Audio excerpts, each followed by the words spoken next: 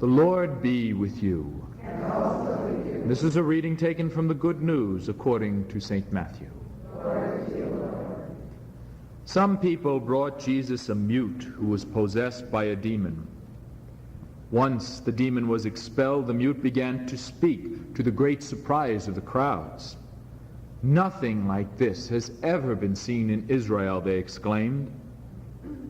But the Pharisees were saying, "He casts out demons through the prince of demons." Jesus continued his tour of all the towns and villages. He taught in their synagogues, he proclaimed the good news of God's reign, and he cured every sickness and disease. At the sight of the crowds, his heart was moved with pity. They were lying prostrate from exhaustion, like sheep without a shepherd. He said to his disciples, "The harvest is good, but laborers are scarce. Beg the harvest master to send out laborers to gather his harvest." And this is the gospel of the Lord. Praise to you, Lord Jesus Christ.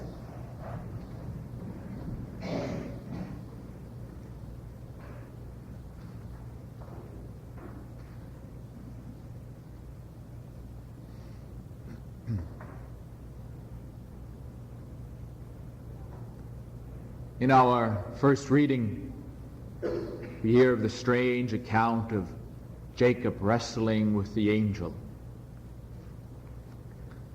Throughout the Old Testament, we constantly see God intervening in the affairs of people.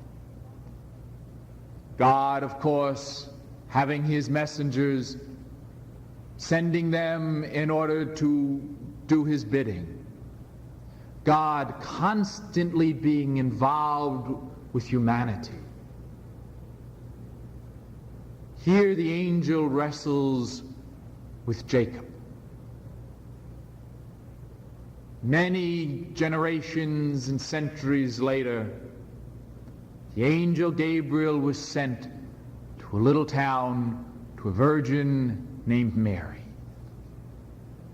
Once again, God intervenes in the affairs of humanity. God not stepping back, but plunging into his creation.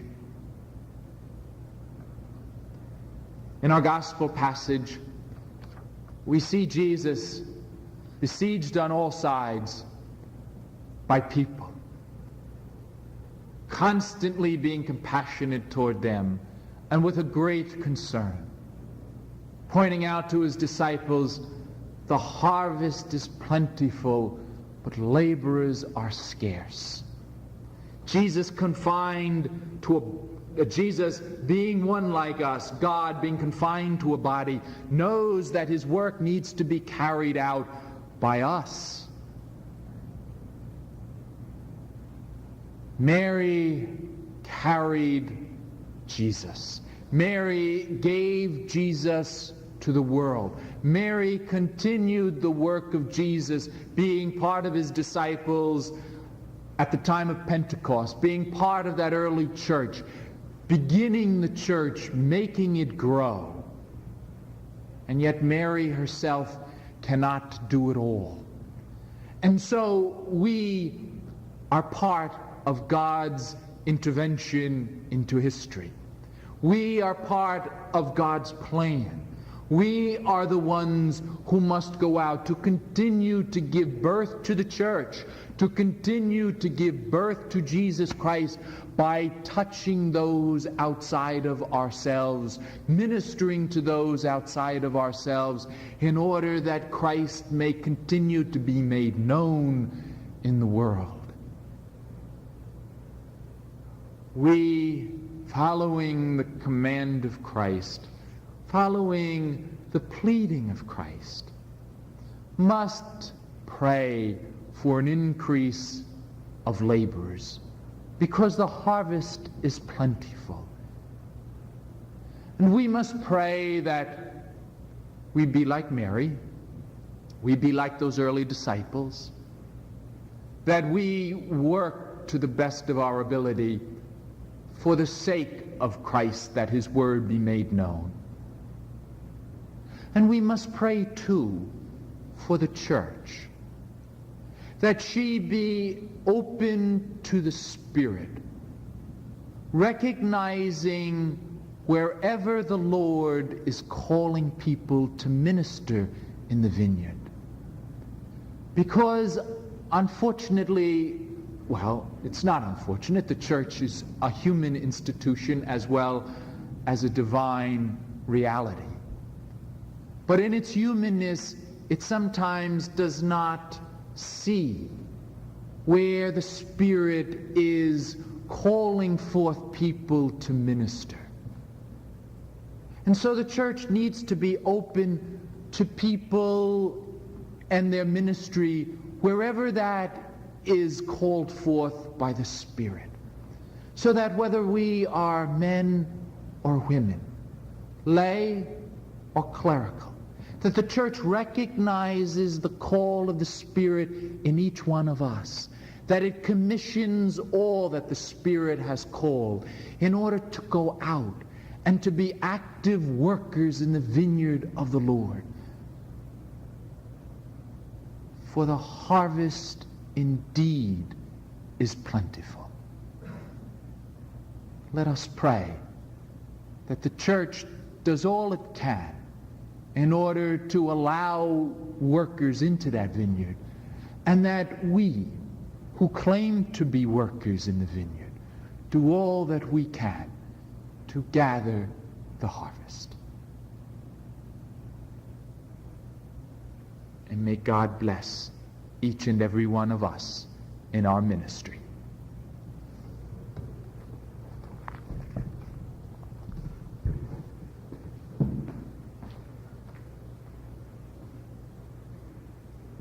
You all. This is a reading from the Holy Gospel according to Matthew.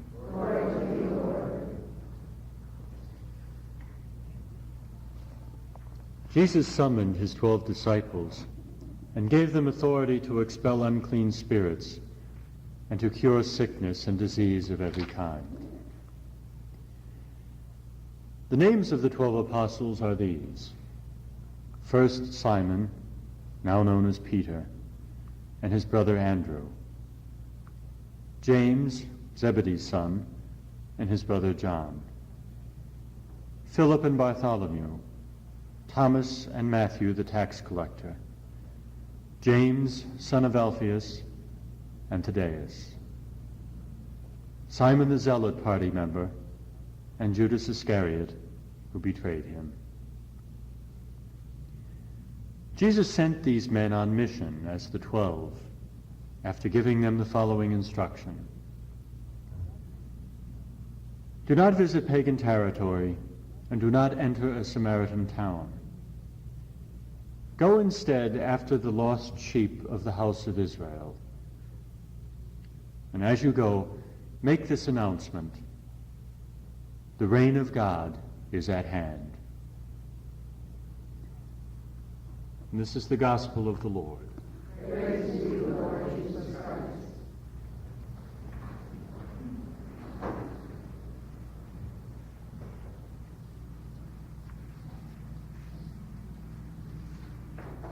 In our first reading, we heard how Joseph waited for his brothers. Many, many years he waited. In the second reading, we hear that Jesus waited for his disciples. He waited for his disciples to come and follow him.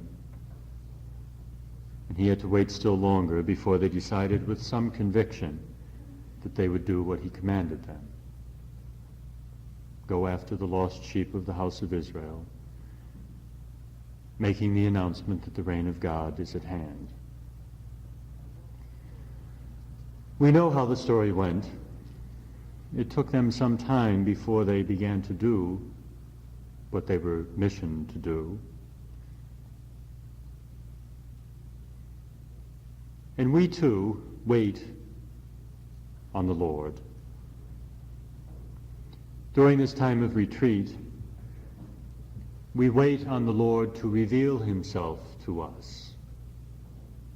Or better, perhaps, we wait for ourselves to be the receptive centers for that revelation.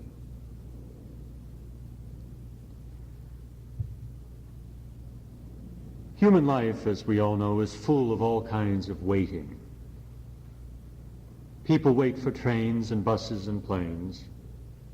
They stand in lines in stores. They sit nervously in dentist's office, waiting rooms. They wait in anguish for the news of a lost loved one. They wait joyfully in a delivery room for their firstborn. They wait for the slow process that's involved in the healing of things that takes time. Waiting can be very different in each one of these different situations according to our attitude. In an age of instant products, any delay can be viewed as purely negative, for time is money. Yet some things cannot be skimped or hurried. We have to let them take the time that they need. As the old proverb wisely warns, you can't make the grass grow by pulling it. Faith has its creative moments of breakthrough. Yes, it does. But faith can demand long and patient waiting when nothing at all seems to be happening. And this is just as necessary to growth. I sometimes have to go on doing the small, ordinary things while I wait for God, as Mary did while she waited for the birth of Jesus. I have to wait for his moment and wait for his work to ripen in me. It may sometimes be more fruitful in the end if I live with a lingering question and grow slowly toward wisdom than if I find a quick answer, partly dictated by my own desires. The waiting changes me. It schools me. It teaches me to know God.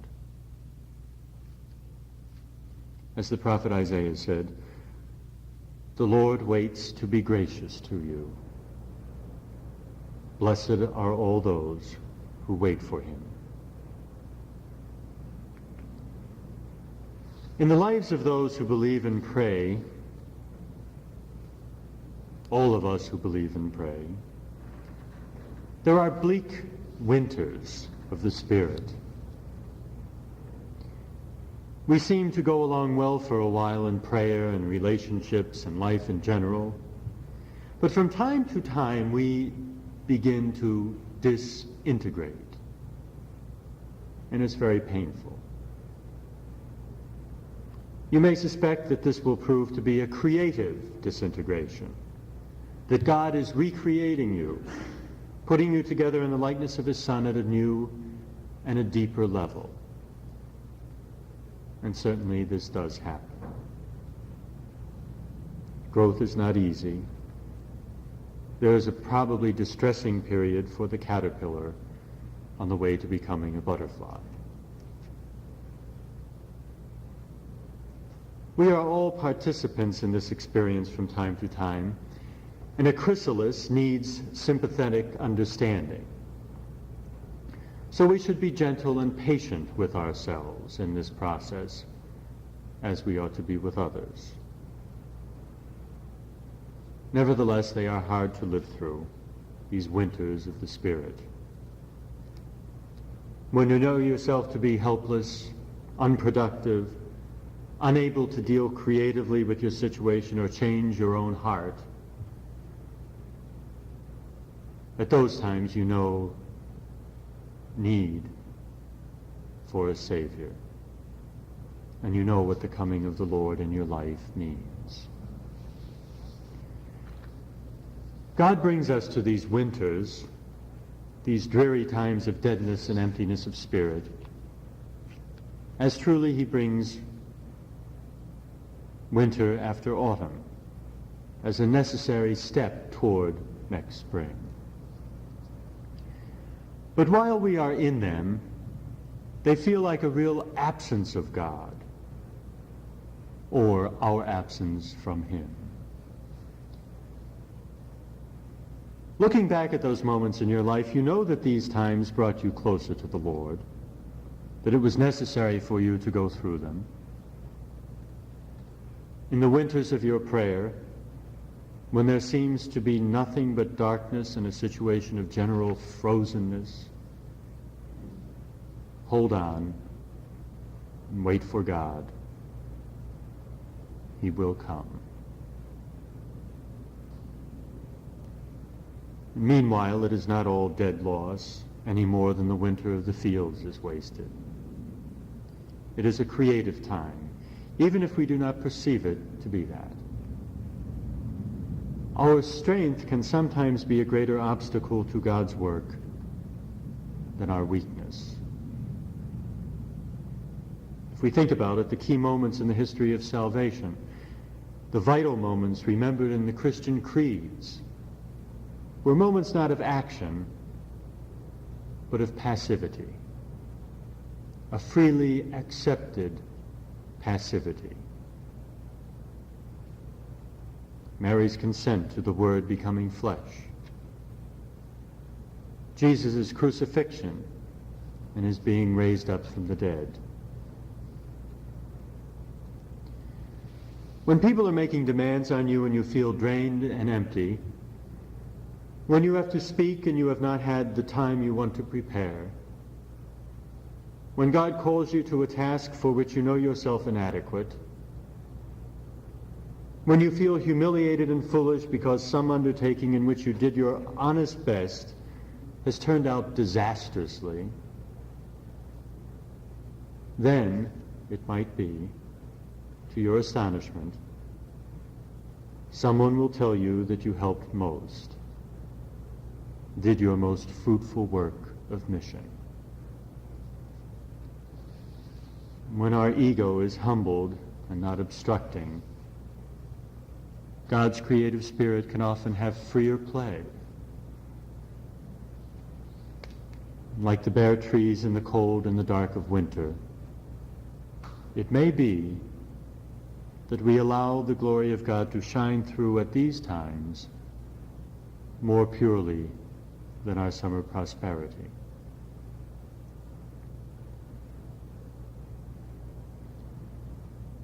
The apostles were named. In the gospel that we heard today, the apostles' names were changed. It pointed up their destiny, that they were called to be new and risen people, to turn to their world and speak out the fact that the kingdom of God was near. As we take time out to retreat this week, we once again look at our own baptism,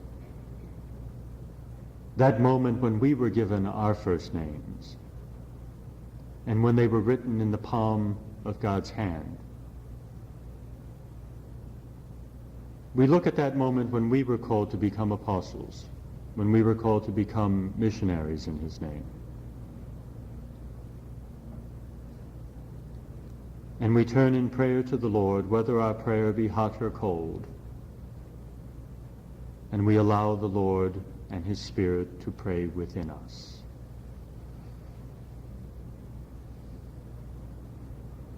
As we continue our prayer then, let us allow that Spirit to pray within us, to enlighten us, so that we might, in mission, become not the light, but the lantern, like Mary, to show forth and shine forth the light which we claim to be the Christ.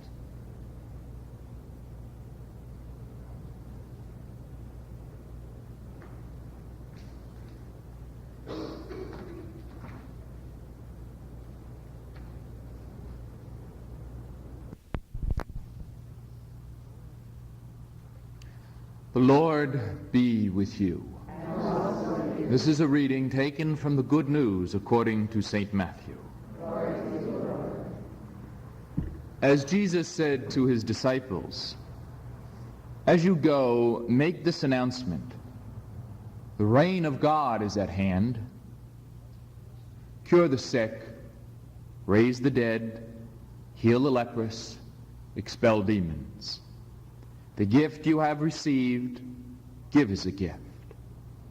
Provide yourselves with neither gold nor silver nor copper in your belts, no traveling bag, no change of shirt, no sandals, no walking staff. The workman, after all, is worth his keep. Look for a worthy citizen in every town or village you come to and stay with him until you leave. As you enter his home, bless it. If the home is deserving, your blessing will descend on it. If it is not, your blessing will return to you. If anyone does not receive you or listen to what you have to say, leave that house or town, and once outside it, shake its dust from your feet. I assure you, it will go easier for the reign of Sodom and Gomorrah on the day of judgment than it will for that town." This is the gospel of the Lord. Praise to you, Lord Jesus Christ.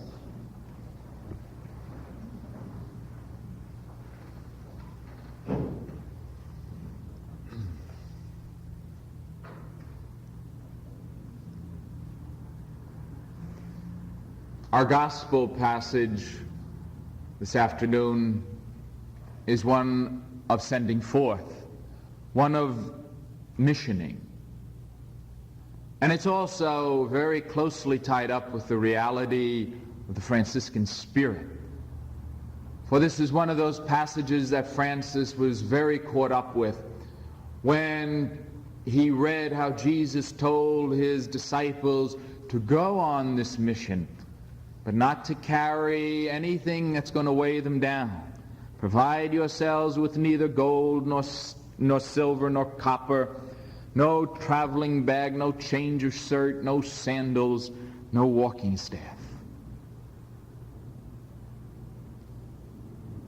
Very much Francis fell in love with this ideal, for it went along with his whole love of the reality of poverty.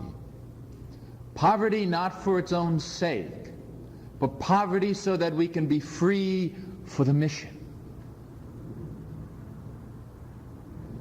You people, in your own rules and regulations of your institute, have that same spirit in the midst of the world. You are certainly part of the world in the sense that you live out there. You have to draw your sustenance from the hard work that you put in with everybody else. And yet you are called upon in your institute to check yourselves in the spirit of this gospel passage and others like it. For what is Jesus really saying in this gospel passage?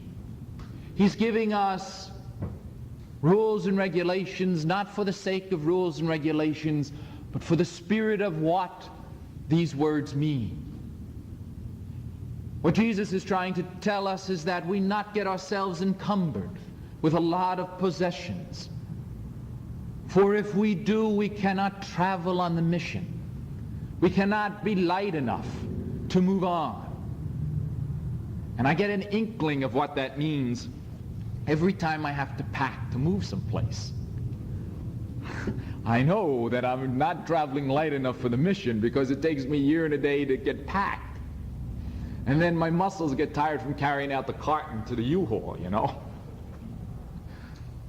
The Lord wants us to travel light enough so that we can be ready to move at an instant's notice, to be ready for the sake of the mission. The Lord wants us to be unencumbered for the sake of our ability to be single-minded for one purpose and that is to have him at the center of our lives. If we're encumbered with a lot of material possessions, how easily they provide distractions in our lives. We have to take care of these things. We have to defend these things. Famous words of Francis when confronted by the reality of friars asking for possessions. He said, if you have that, then you want something else, and all of a sudden you're going to have monasteries to live in, and you'll need arms to defend them. So one step leads to another, which moves us away from the Lord. And of course, here again, we are called upon to be prudent people with respect to these, for certainly we cannot be without some goods. And yet we are called to live the spirit of being unencumbered in order to be able to be single-minded for the sake of God and the sake of the mission of Christ and his church.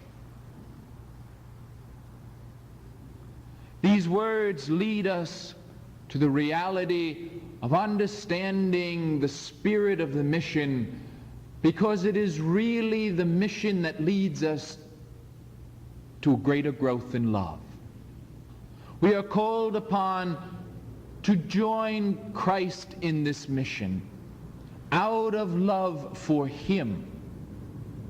But it is not a mission which leads us to cold-heartedness, but rather a mission that brings us always to a greater depth of love of God and his people. We are called upon to be on this mission as lovers, and that in being on this mission we are called to enter into the very reality of the lives of his people. You and I are called to enter into the guts of reality. We're not called upon to stand on the outskirts of life looking in and missioning from afar. We are called upon to plunge into the very reality of the people that are out there. And we are called upon to serve with the tenderness that we can possibly muster. If we are people on the mission, then we will truly be people who have God as the center of our lives. If we are people on the mission, then we will truly be lovers in the best sense of that word.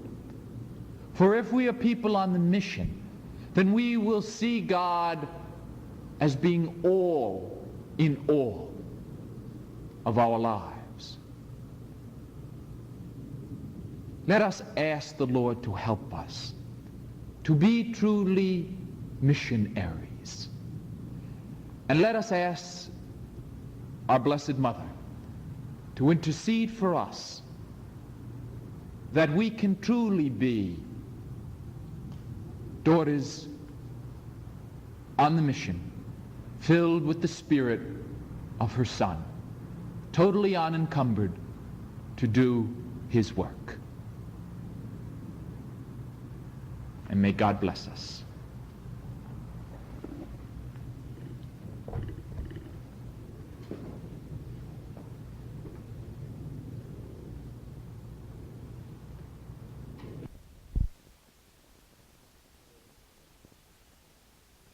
According to Matthew.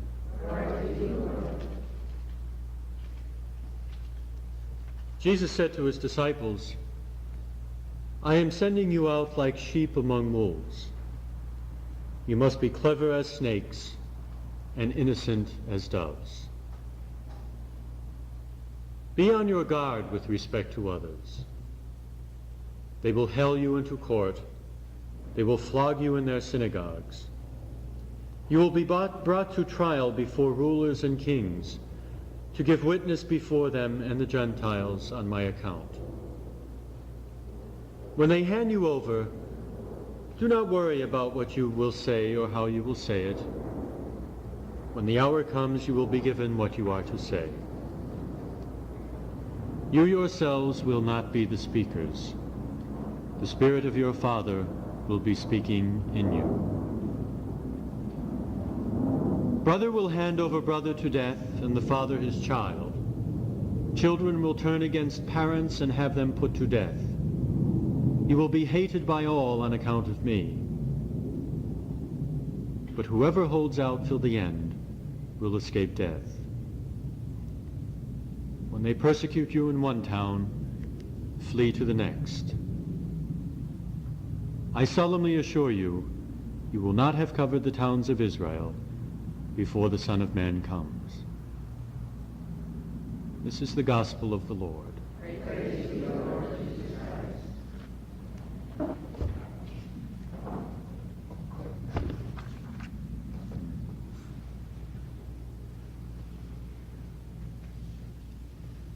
I think oftentimes we are guilty of the sin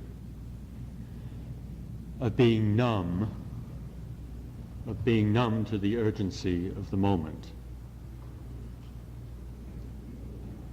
In that gospel reading from St. Matthew, there are some statements there that I think are somewhat deafening. That brother will rise up against brother, and father will kill child. All of those horrible, catastrophic events that Matthew foretells of before the Son of Man will come. You know, in the past hour or so, maybe two, since we left here, I've been thinking and rethinking the words I was going to speak here. I had, of course, as I perhaps don't trust that word in the gospel about getting up and trusting on the Lord for the script, I sometimes prepare to the point of perhaps over-preparing at times. But I assure you, this time, everything that I had prepared is found in the wastebasket in that room, Father Stephen's room. I have redone and rethought what I was going to say. And I think whenever something like this happens, perhaps, just perhaps, it is of God.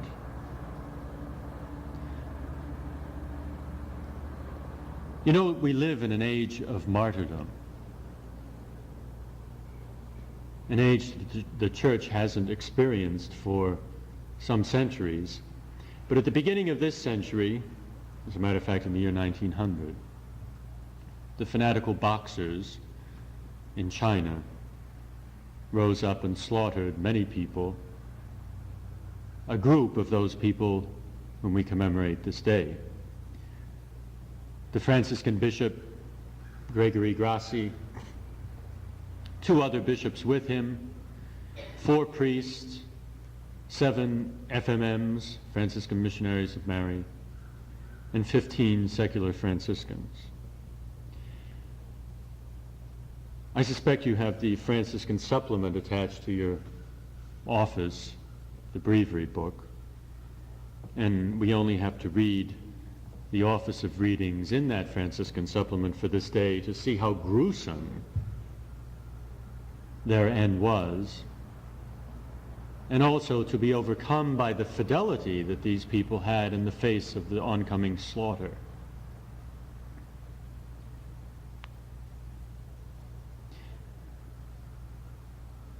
In the past few years, I think all of us have heard once or twice or 100 times what the word martyr means in Greek. Of course, it's always a nice catchphrase to quote another language and say what martyrdom means in Greek. It means witness.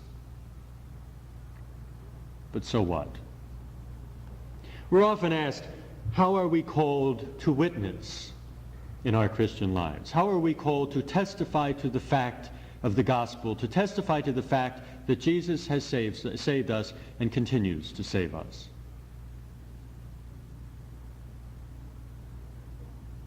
It all gets sometimes rather trite, and in that sense, I think we can become numb to the urgency of the moment. Just last week we celebrated the 4th of July. Independence Day.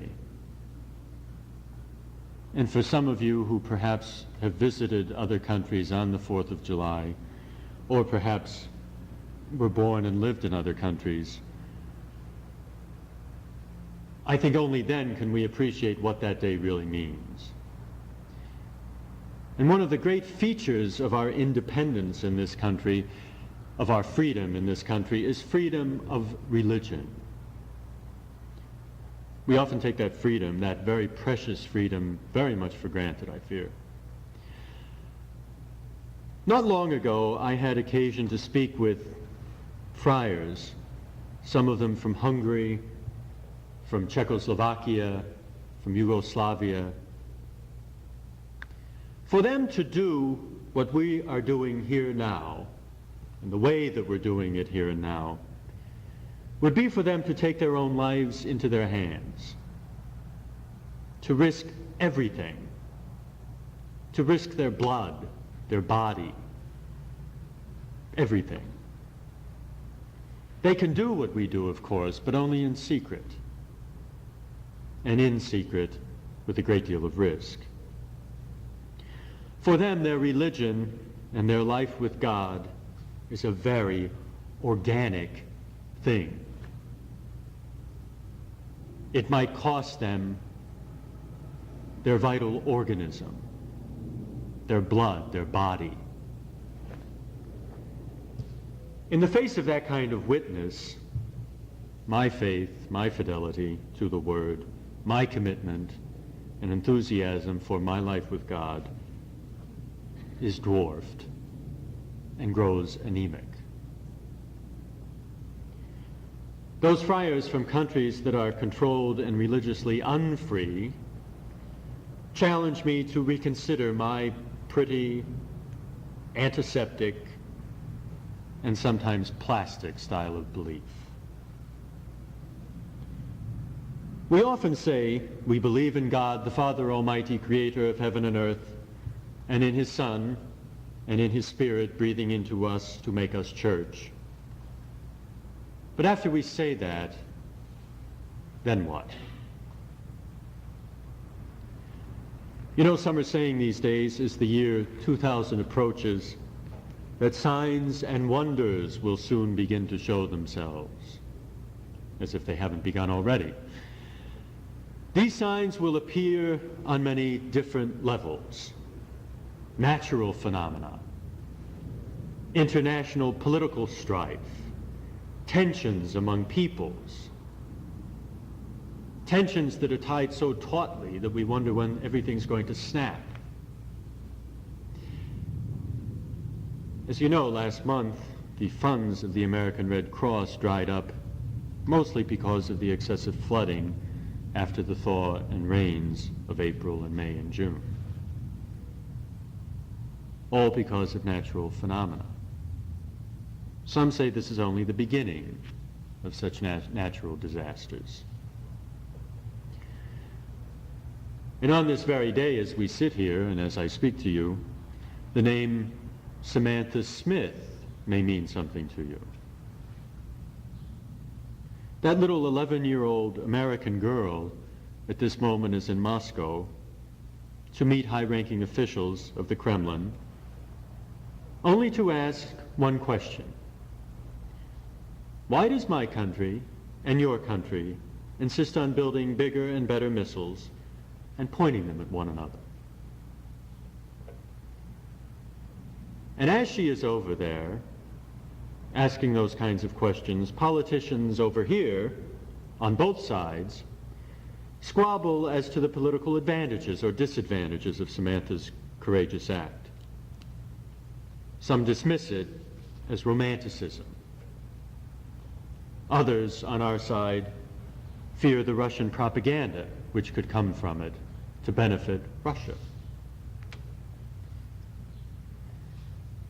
You know, just last night I visited with a friend of mine, a former student from St. Bonaventure University, who's a recent graduate of Georgetown Medical School.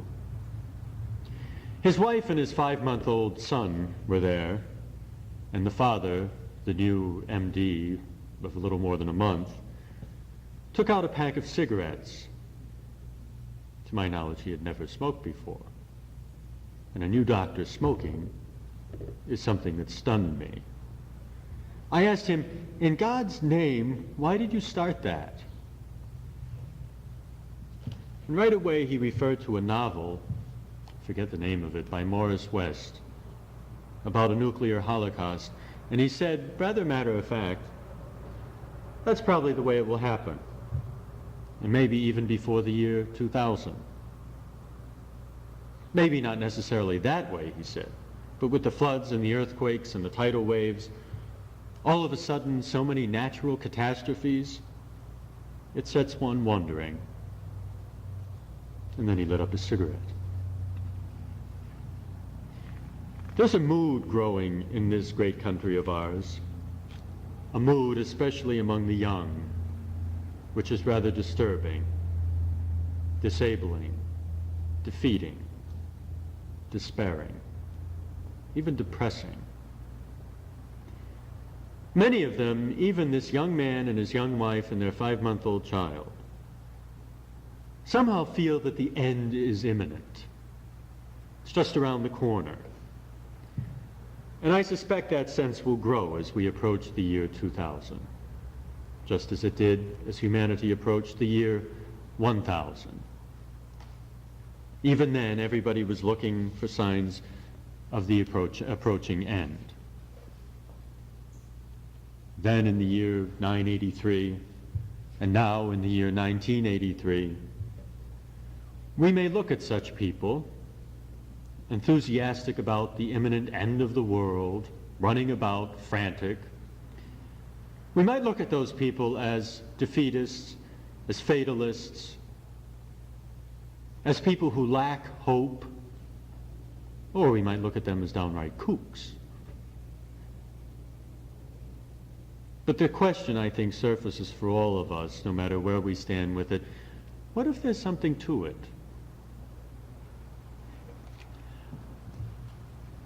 In everything that I've said here, I'm certainly not trying to induce hysteria of any kind.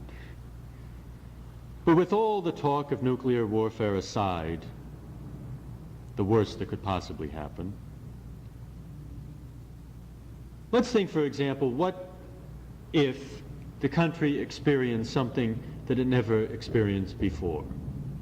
That is, what if it were attacked and overcome, perhaps rather subtly, by some outside force? Perhaps an outside force that we were not even aware of now.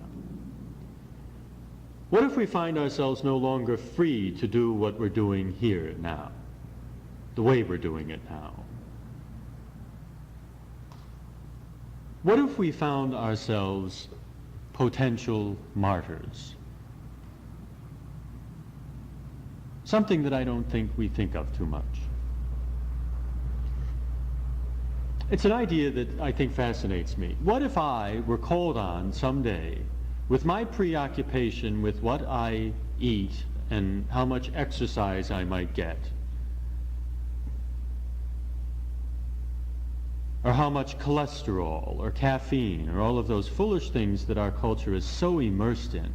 What happens if someday I'm confronted with the fact of handing over my very life in the name of the Lord?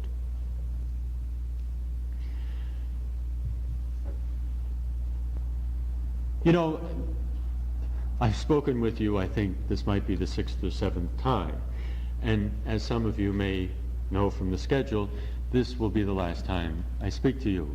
And the temptation of a speaker during the last time he speaks with a group is always to try to get everything into the last time, to make sure that it came across.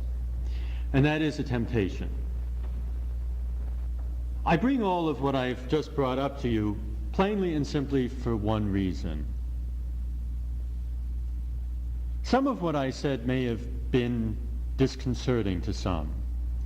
Perhaps you found it rather alienating. Perhaps some of you resonated with it and could understand from your own past experience of what it means to bear forth the Word of God in the world as Mary did. Maybe it made sense for some of you. Maybe it left others high and dry.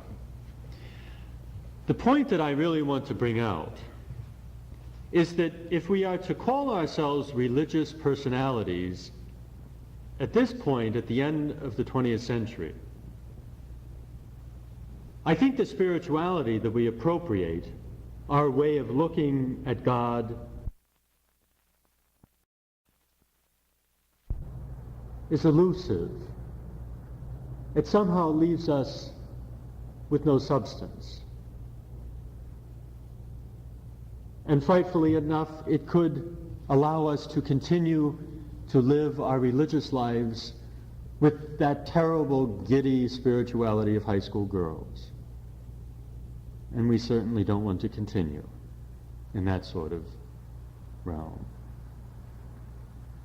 What we wish to do is to appropriate some kind of belief in our God and in Jesus Christ and how we might be missionaries of His Word.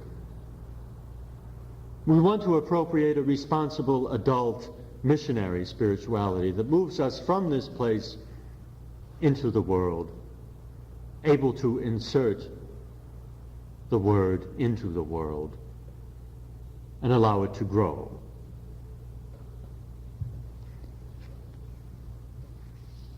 You know, the rather negative type of fears that people might be having these days, there might be something to it.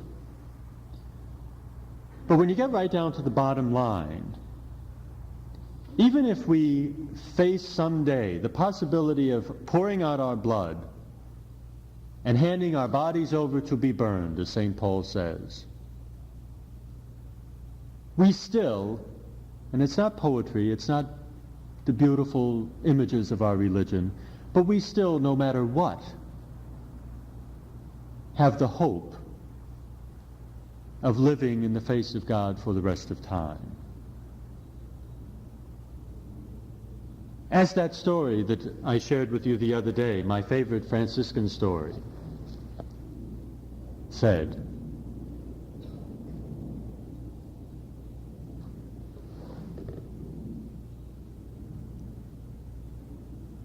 we are called to imitate the poor one. The poor beggar, as Francis did when he went outside that room, when he saw his friars eating and drinking in the name of the Lord, but he just wanted to remind them that he came as a poor beggar so that he might make us rich.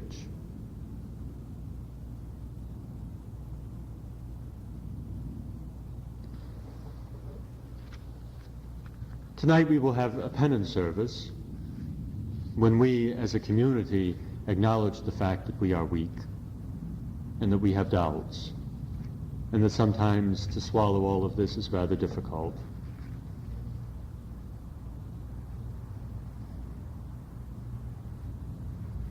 As we prepare ourselves this afternoon for this evening's rite of reconciliation, where we make our peace with God and with each other, we might think about what the cost of martyrdom might mean for the cost of discipleship. How we are called to imitate Christ. And we might also remember in the midst of that, first of all, thank God for our tremendous freedoms of religion. And also acknowledge the fact that sometimes we take that very much for granted. And also in the midst of our prayer this day, we might recall those people who are being tested and tried by fire, that their faith and fidelity to the Lord may be strengthened. May His peace be with you all.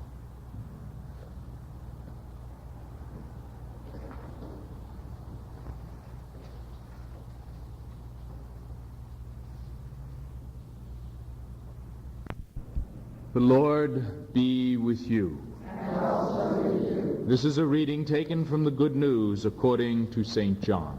Glory to you, Lord.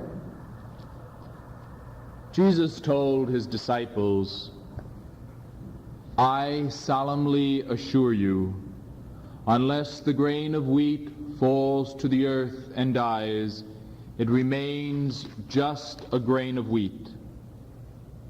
But if it dies, it bears much fruit. The man who loves his life loses it, while the man who hates his life in this world preserves it to a life eternal. If anyone would serve me, let him follow me.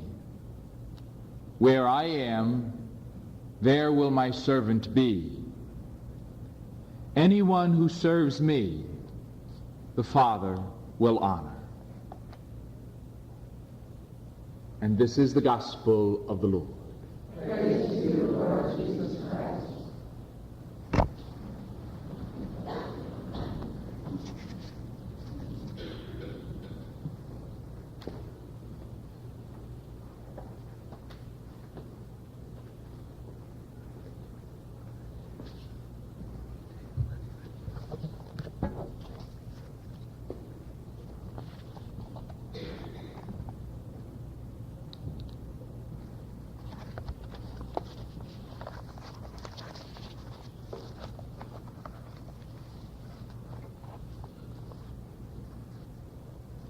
Dear sisters, what do you ask of God and of His holy church?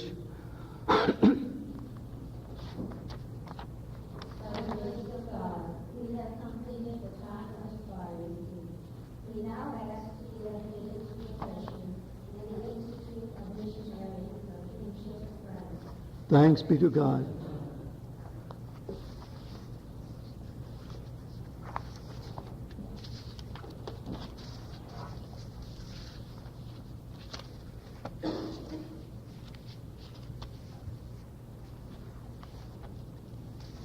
My soul proclaims the greatness of the Lord.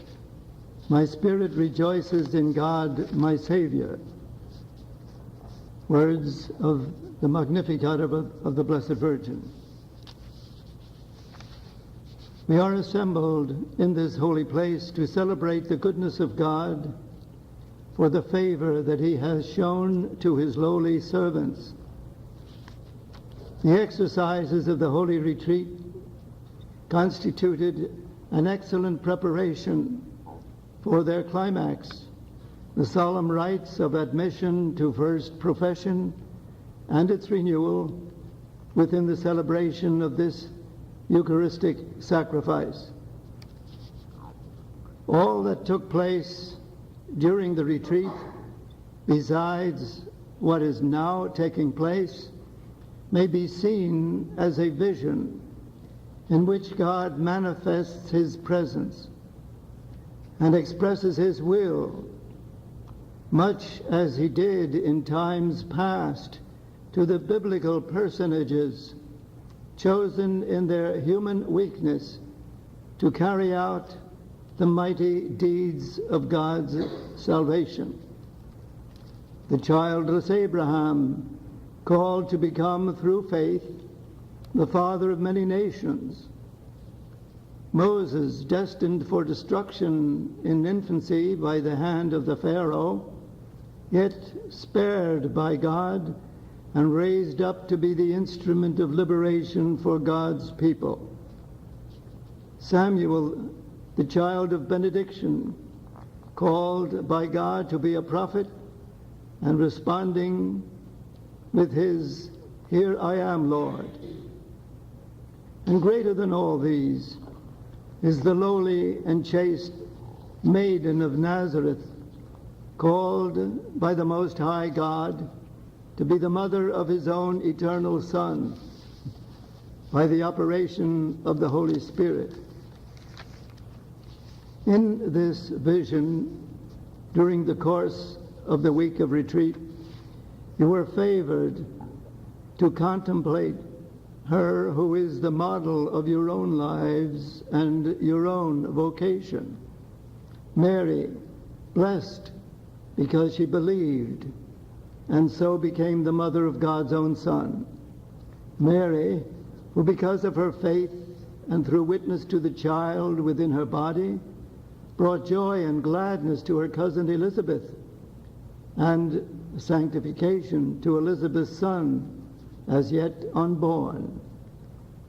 The same Mary whose faith brought her the joy of bringing forth to the world the Savior of mankind.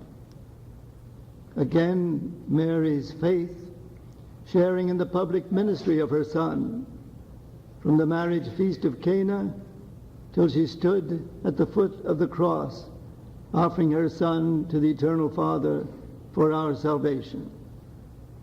It is her faith that rewarded her with ecstatic joy in the resurrection of Jesus. Her faith, persevering in prayer with the disciples in the upper room. Again, her faith through which she became the mother and the model of the church on Pentecost, and will continue as such till the end of time. It is precisely this spousal relationship of Mary with God for which she was called mystically by fathers of the church the womb of God, to beget and to bring forth the people of God.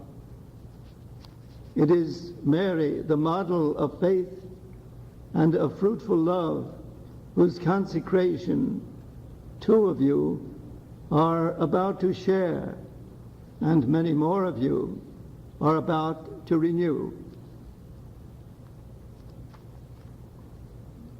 And you do this even as you pronounce or renew your fiat, your yes to the call of your Creator, the nuptials with Christ, your Redeemer, and again your fiat, and followed by your consecration of life through the power of the Holy Spirit.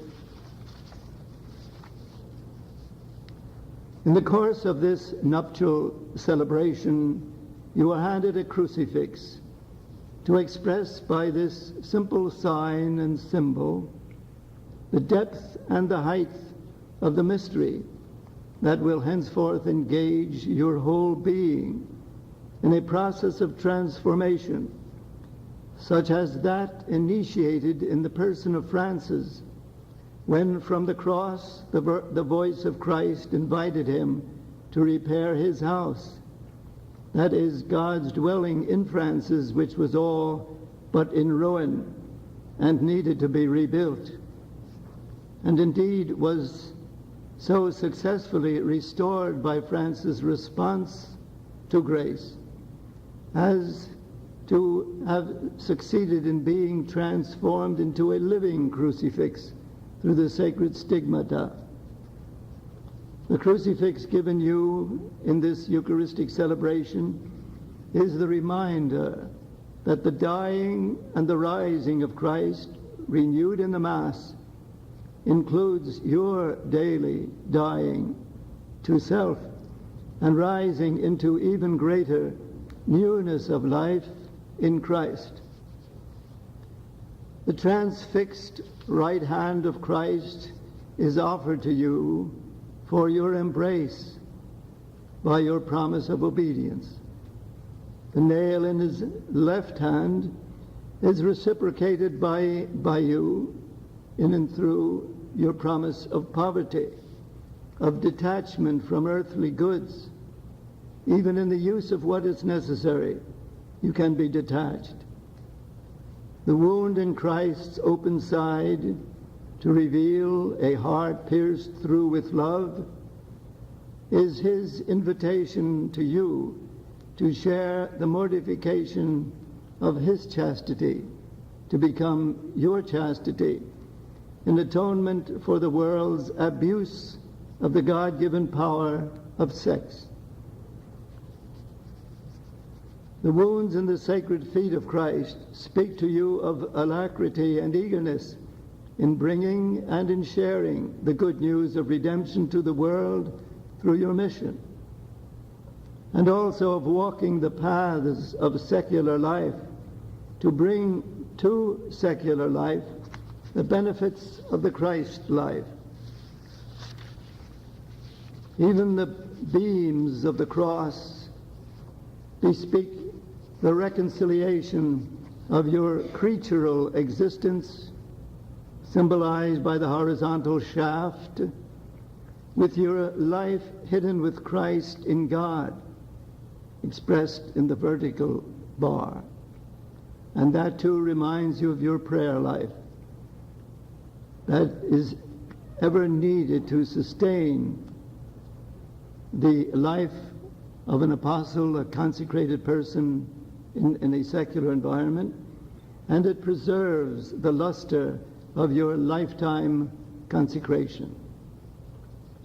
The letter to the Colossians read for you describes the dress, the panoply of a knight and lady of the cross. Clothe yourselves, says Paul to the Colossians, with mercy, with kindness, with humility, with meekness, with patience, with forgiveness as the Lord has forgiven you. And over all these virtues put on love, which binds the rest together and makes them perfect. In his letter to the general chapter in Assisi, Francis prays for his friars, as today he prays for you, and says, "Just and merciful God, grant that they, yourselves in this case, may do for your sake alone what they know you want them to do, and always to want what pleases you. The dying to self and rising to newness of life so realistically, if mystically portrayed in what is happening to you today, is forcefully expressed by the gospel reading. Unless the grain of wheat falls to the ground and dies, it remains just a grain of wheat. But if it dies, it brings forth much fruit."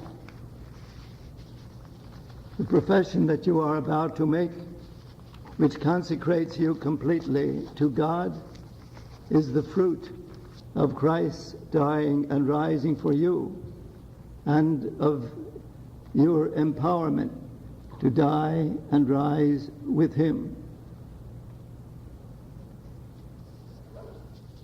When you leave here and go back to your particular dwellings and places of work, whether it be in an office, whether it be in a classroom to teach, whether it be in other forms of social professions, as a physiotherapist, and there's someone here who's that, Ruth Kosiba, about to be professed, or a pharmacist, or a computer inspector, or a nurse, or a lawyer, or a clerk, or whatever else you do. You will not be just that, because there are millions of others such who know little or nothing about a life of consecration.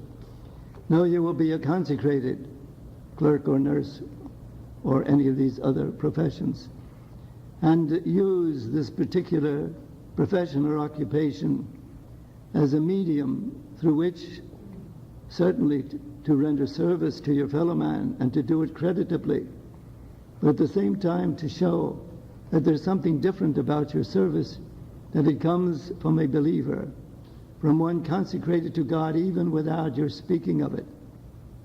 There are ways and means in which either people are able to discern, or by the grace of God that surrounds you, light is given to them to see that witness to faith, witness to Christ, which your lives and your actions express.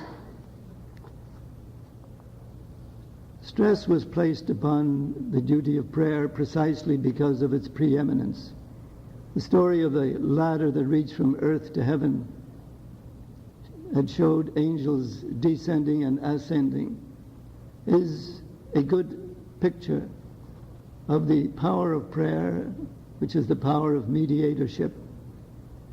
The regenerated, the renewed, the reformed, the consecrated person that you are through your vocation empowers you to give and to raise to God for his glory acts of your life, your daily life, simple as they and every day as they may seem to be, yet stamped with the sign of the cross, with the sign of faith, with a charism of love, and therefore worthy of God, for perseverance in your vocation, and for the good that it can do in union with the redemption of Christ, for the salvation of the whole world.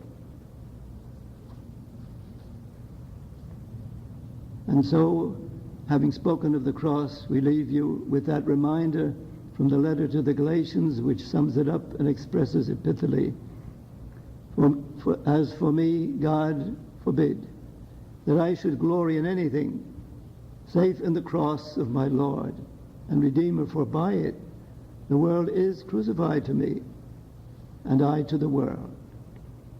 May all of you, having just finished your retreat, about to renew your covenant, always live that covenant and be convinced of the reality of the mystery which is your life, that it be given first place in everything, and without excuses, even as Christ, calling disciples, expected an immediate response without subterfuge. That kind of service, shot through with love, sharing in the very person, the life of Christ, is what will fulfill in your regard this glorying in the cross of your Lord and Redeemer. Amen.